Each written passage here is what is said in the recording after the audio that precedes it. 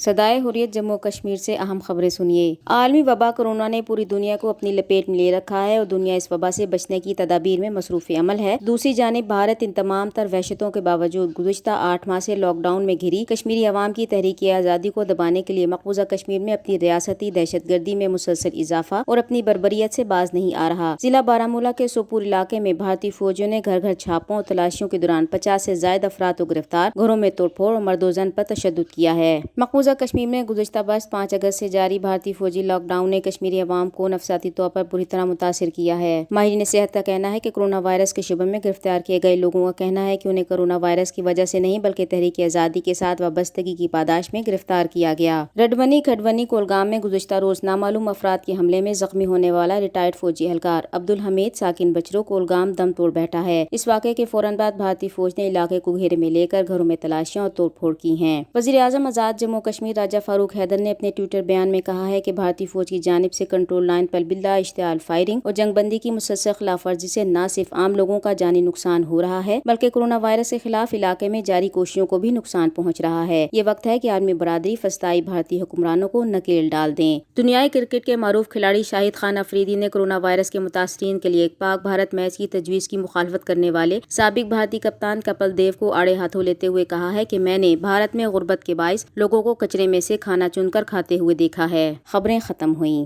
253 دنوں سے کشمیری اپنی زندگی کی جنگ اس حال میں لڑ رہے ہیں کہ بھارت کا ظلم اور جبر ختم ہونے کا نام نہیں لے رہا بلکہ اس میں دن بدن اضافہ ہی دیکھنے کو ملتا ہے۔ بھارتی فورسز کے مظالم اس قدر ہیبت ناک اور تشویشناک ہے کہ لگتا ہے کہ کشمیری پتھر کے دور میں جی رہے ہیں۔ کشمیر میں ہر قسم کی قدغنیں ایک طرف، میڈیا کے اس تیز ترین دور میں کشمیر کو ذرائع ابلاغ سے مسلسل دور رکھنے کی پالیسی پر بھارتی و ریاستی حکمران پوری رعونت کے ساتھ گامزن ہیں۔ انٹرنیٹ کی بندش سے جو بے شمار پریشانیاں کشمیر کو لاحق ہیں، ان سے اگرچہ اقوام عالم سے بھی آوازیں اٹھ رہی ہیں لیکن نریندر مودی سرکار ٹس سے مس نہیں ہو رہی اور وہ کسی صورت انٹرنیٹ کی بندش کو ختم کرنا تو درکنار وہ نرم کرنے کے موڈ میں بھی نہیں ہے۔ ان حالات میں اقوام عالم سے کشمیر کے حق میں اور بھارتی مظالم کے خلاف آوازوں کا اٹھنا اگرچہ ایک مثبت اقدام ہے لیکن بھارت چونکہ کسی کو خاطر ہی میں نہیں لا رہا، ایسے میں اقوام متحدہ اور دیگر انسانی حقوق کی تنظیموں کو اپنی آوازوں کو مزید مؤثر بنانے کی ضرورت ہے۔ بھارت پر اس حد تک دباؤ بڑھایا جائے کہ وہ مقبوضہ